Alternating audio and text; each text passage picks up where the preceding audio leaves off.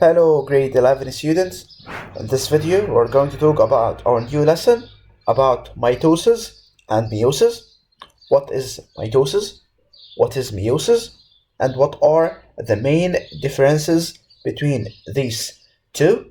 And we're going to identify that we have two stages for meiosis. We have meiosis 1 and meiosis 2. And we're going to identify the different steps of these process. Okay, so let's start. So in this part, we're going to talk about the basic mechanisms of sexual reproduction, documentary, meiosis, and also we're going to talk about mitosis. So let's start first with a good information here. Biology is the only science where multiplication and division, they have the same meaning. Multiplication meaning that they increase the number of cells. Division also, it means the increase in the number of cells. So the only science where multiplication and division, they have the same meaning is biology. So what is mitosis? Mitosis is the process by which the somatic cells, so the somatic cells deployed to an of the body, they reproduce. They produce new daughter cells. These daughter cells, they are identical. They are very similar to the mother cell, and they conserve the genetic information from one generation to another generation. So, mitosis is the process by which somatic cells, diploid cells to an, they undergo division to produce new daughter cells. These daughter cells, they are identical to the mother cell, conserving and having the same genetic information. Why would the body cells need to reproduce? First, they need to increase the cellular number and to allow the growth of the individual. Example, the case of the zygote development into an embryo. Second, cause to renew the body tissues and replace the old or dead or the injured cells by new cells. Is the cell always reproducing? The cell over its lifespan will go through successive life cycles. So first, let's say, what is the life cycle? The life cycle is the set of events that the cell will undergo in order to grow and divide properly. It may be divided into interphase. Interphase, it has three checkpoints: G1, gap 1, S, synthesis phase, and G2, which is the gap 2. And we have a mitosis, which includes prophase, metaphase, anaphase, and telophase. Prophase, and they should be in order. So prophase, P, metaphase, anaphase, telophase. So we can write it as PMAT, prophase, metaphase, prophase P, metaphase, anaphase, and telophase. This is the mammalian life cycle. It includes the interphase, G1, it's called gap 1. We have S phase, DNA synthesis, where duplication of DNA occurs in the S phase, the DNA synthesis. G2, gap 2, that prepare to the process of mitosis. Mitosis, we have, as we said, prophase, metaphase, anaphase, telophase, and finally we have the division of the cell into two daughter cells, so cytokinesis. So this is the mammalian cell cycle. It includes, we have the gap 1, first gap, cell is doing its everyday job. Second, we have the duplication of the DNA. So DNA is replicated or duplicated. So second gap, it prepares itself to mitosis. As you see here, the chromosomes from G1 to G2, they are of one strand of DNA, while after duplication of DNA during the S phase chromosome, they have two strands of DNA. So this means we have duplication of DNA in the S phase. And then we move to mitosis, prophase, metaphase, anaphase, and telophase, which include the cytokinesis, where we have two daughter cells, and these daughter cells, they are identical to the parent cell or to the mother cell. Cell, at the end of the interphase, we have the chromatin. The chromatin is clear, we don't have chromosomes. Prophase, When we move to the prophase, the nuclear membrane disintegrates, the membrane around the nucleus disintegrate. We have myotatic spindle fiber, they start to form. We have the centrosome, it changes into asters and moves to the opposite poles of the cell. Chromatin condense, so that we have individual distinguished chromosomes, and each chromosome is made up of 2 chromatids. So steps of the process, this is the centromere, and we have this myotatic spindle fiber. Nuclear membrane, this is the different phases or the different events during mitosis. Nuclear membrane disintegrates, myotatic spindle fibers are formed, the centrosomes, they change into asters and they move to the opposite poles. Chromatin condense, so that individual chromosomes, they are now distinguished, and each chromosome is made up of 2 chromatids each. Prophase, we have metaphase. As you see here, the metaphase, the chromosome, they line at the middle of the cell, forming what is known by equatorial plates, or you can say the chromosomes, they align at the middle of the cell, forming what's known by equatorial plates. So here, chromosomes, they line up in the middle of the cell, at the equator of the cell, forming what's known by equatorial plate. After metaphase, what do we have? Prophase, metaphase, and then we have anaphase. Anaphase, here the spindle fiber will pull the sister chromatids. So the sister chromatids are pulled to the opposite pole of the cell by the help of the spindle fiber. Each chromatid will move to the opposite pole here. Each chromatid will move to the opposite pole of the cell. Each chromatid move to the opposite pole of the cell, forming what's known by polar ascension. So this is called a polar ascension. This is the key word here. As in metaphase, we have the equatorial plate. So the result will be two groups of identical groups of chromosomes. Each chromosome is made up of 1 chromatid at the opposite pole of the cell. So the events of anaphase, spindle fibers, they pull the sister chromatids of each chromosome apart. Each chromatid moves to the opposite pole of the cell. This is called polar ascension. And by late anaphase, the result will be 2 identical groups of chromosome, each made up of 1 chromatid at the opposite pole of the cells. Last phase, prophase, metaphase, anaphase, and now we have telophase and the cytokinesis. The telophase, we have an important note here, or the key here, it's the cleavage furrow. So this is the cleavage furrow, where we have the cell will divide into 2 cells. So the chromosomes, they form 2 identical groups at the opposite cell. These chromosomes will decondense back to the chromatin form. They will decondense to the chromatin. Nuclear membrane will reform again, will appear again around each set of the chromosome. Here the nuclear membrane will start to reappear, and we don't have spindle fiber, they disintegrate, and we have the cell membrane will constrict. This is the constriction site. The constriction site here, they will constrict, forming what's known by the cleavage furrow to divide the mother cell into 2 identical daughter cells. So the events of telophase, the chromosomes will form 2 identical groups at the opposite poles of the cell. These chromosomes will decondense back into the chromatin form. The nuclear membranes reform around each set, so nuclear membranes will reappear again. The spindle fibers disintegrate, and the asters return to the centrosome. So asters will go back to the centrosome state. Cell membrane constricts, forming a cleavage furrow to divide mother cell into 2 identical daughter cells. So here we talk about telophase. So what about the cytokinesis? Cytokinesis is the process when the cytoplasmic membrane starts to constrict, cleaving the cell into 2 identical daughter cells. We call it cytokinesis. Okay? Note at any stage during mitosis, the cell has 2 N chromosomes. The 2 daughter cells obtained after each cell cycle are identical to each other, as well as they are identical to the mother cell, on which both are diploid, 2N, and they contain the same genetic information. Okay?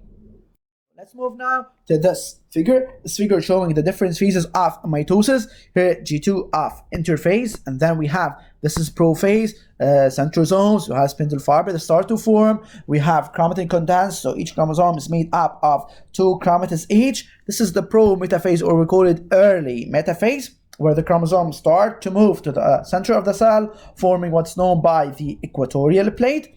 You have to know that in the plant cells, we don't have asterisk. So we don't have asterisk in the plant cell. This will be a difference between the plant cell and the animal cell. Metaphase, the chromosome, they line up at the middle of the cell, forming what's known by equatorial plate.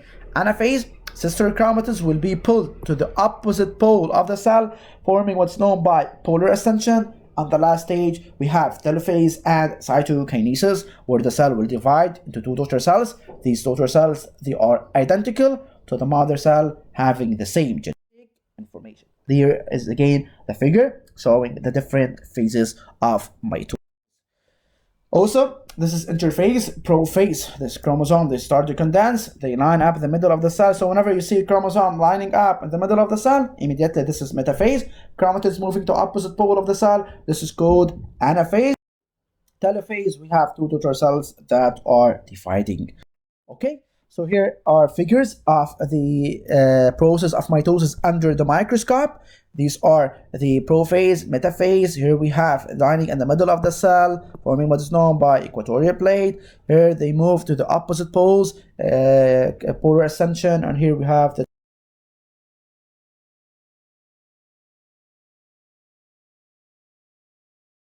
cells.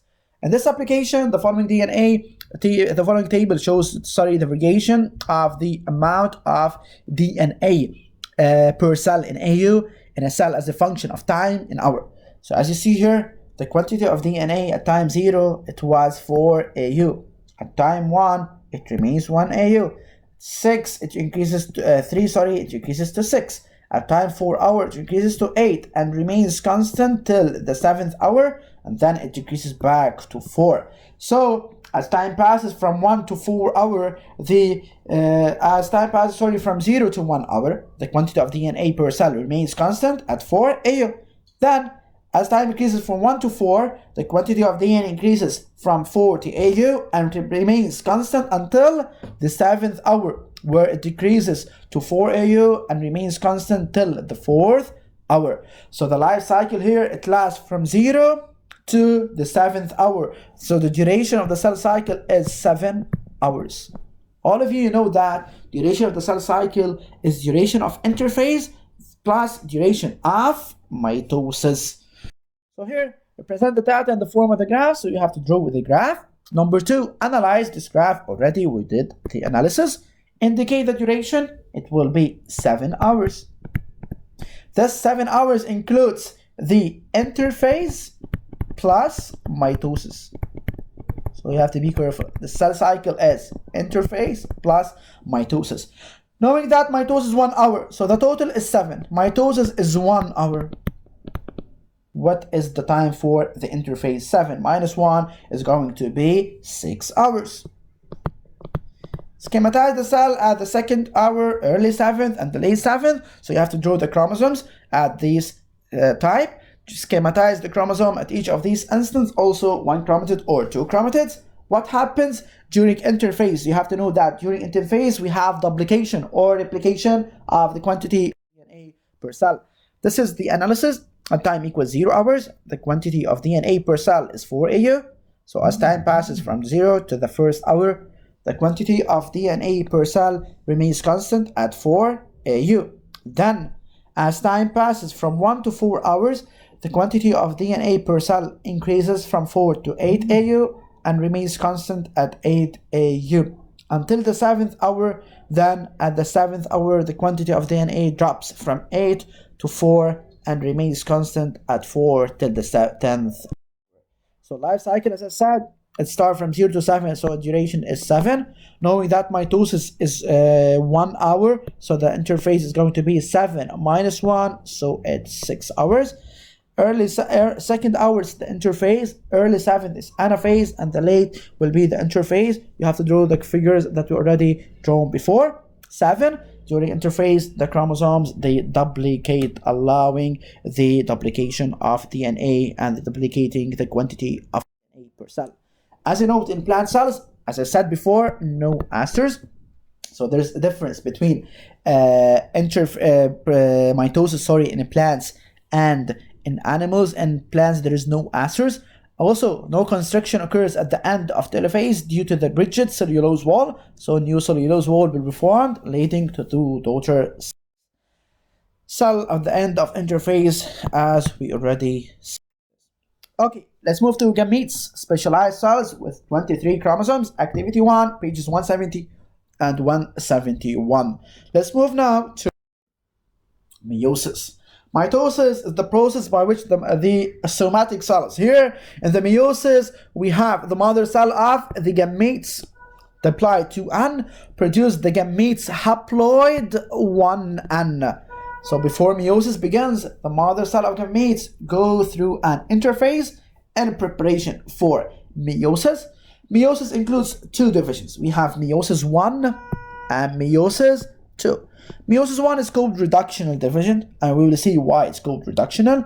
And meiosis 2 is called equational division, and also we will see why it's called equational. Prophase 1. Here we have something called tetrads. So we don't have the chromosomes. So side we have something called crossing will occur. So this crossing over is exclusive and only in the meiosis process. During prophase 1, the auricular membrane disintegrate, like the case of prophase. Spindle fibers start to form. Centrosomes start change into astral. Chromatin condense, so that chromosomes are now individually distinguished, and each chromosome is made up of 2 chromatids. All of them, they are similar to the process of mitosis. All of them. Till now. The only difference is here in this stage. Homologous chromosomes, they pair up, they synapse, forming tetrads. They move one over the other, the chromosomes.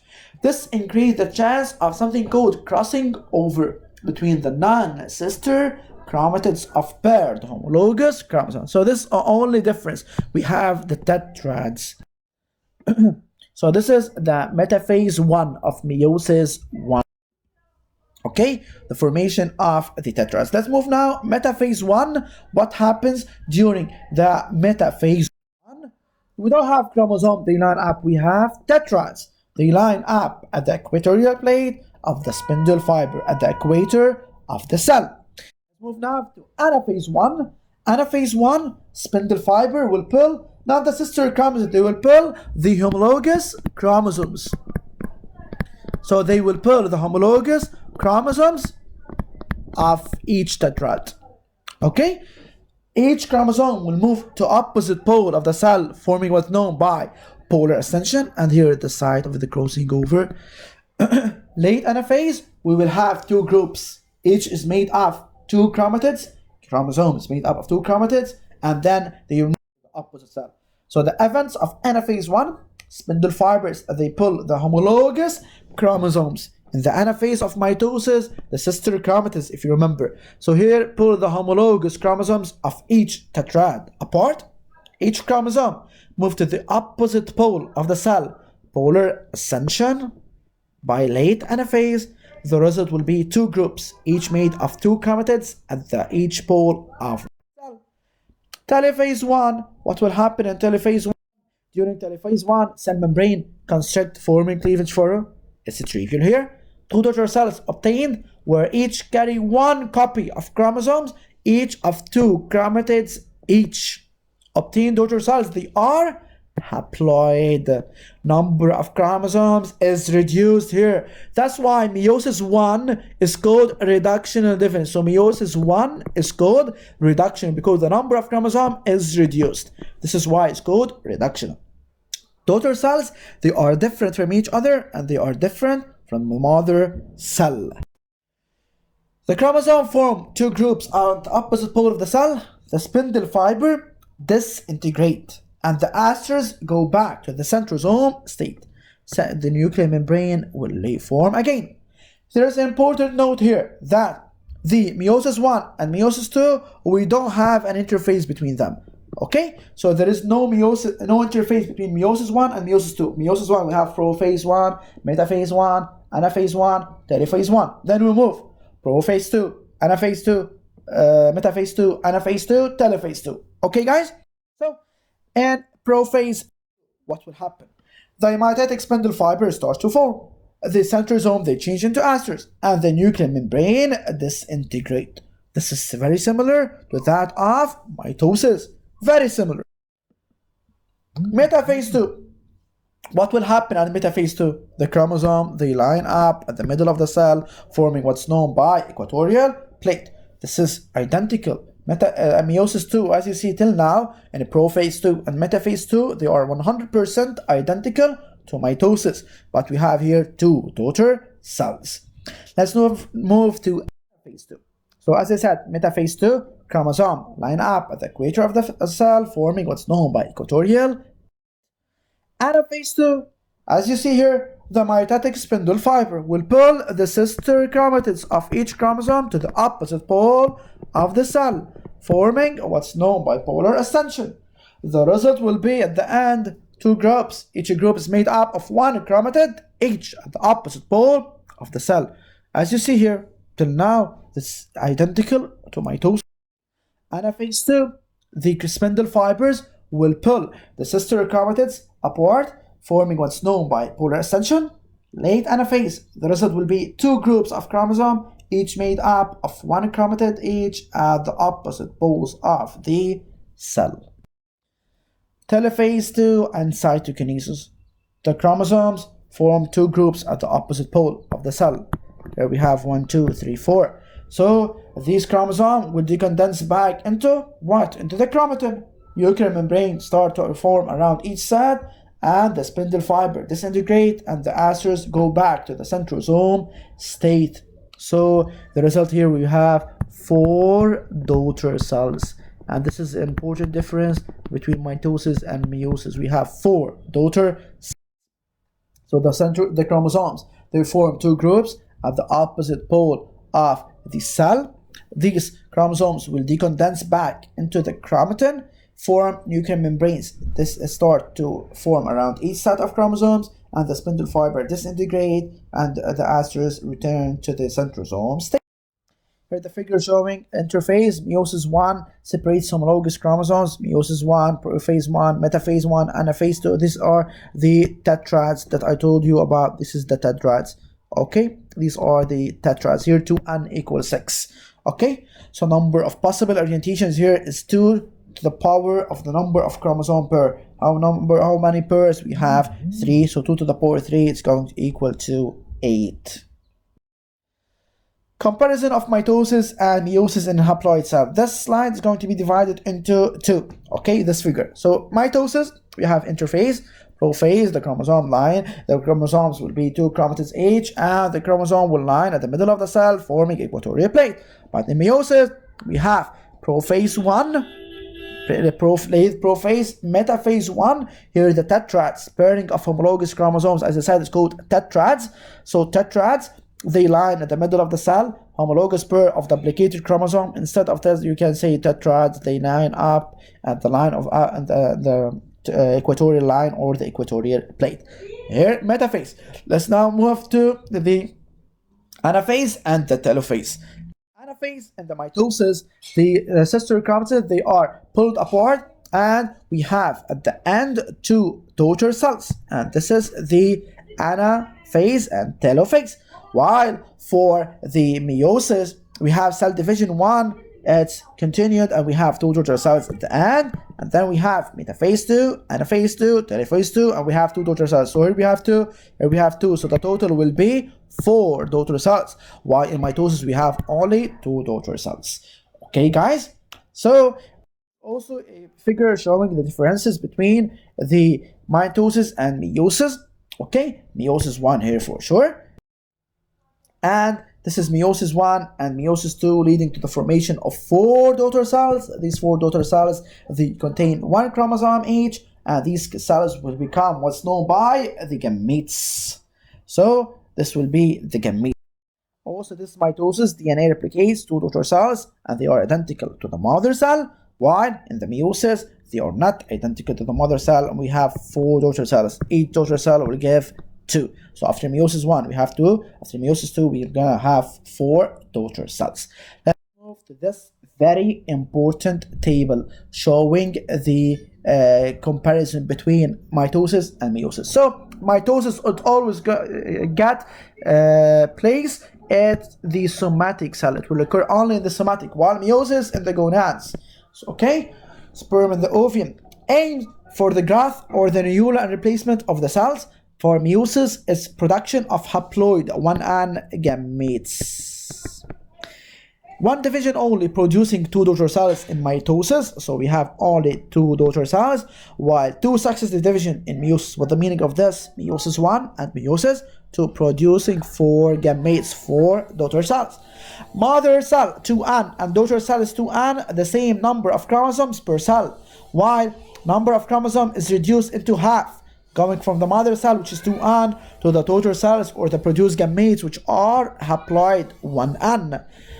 Mitosis occurs to somatic cell in all body organs, only occurs to mother cells of gametes in the gonads. Meiosis, it's made up of 1 division preceded by interphase, while meiosis 2 divisions preceded by interphase. No pairing of homologous chromosome. Here we have pairing, which is tetrads. Daughter cells obtain the R2N, 1 chromatid per chromosome. So after meiosis 1, we have daughter cells 1N, 2 chromatids. After meiosis 2, 1N, 1 chromatid per chromosome. Note that meiosis 2, as I said, prophase 2, metaphase 2, anaphase 2, and telophase 2, they are very, very similar to that of the process of mitosis. Hope you guys understand everything, and hope that this video will help you to understand well the differences between mitosis and meiosis. Thank you guys. See you soon. Bye bye.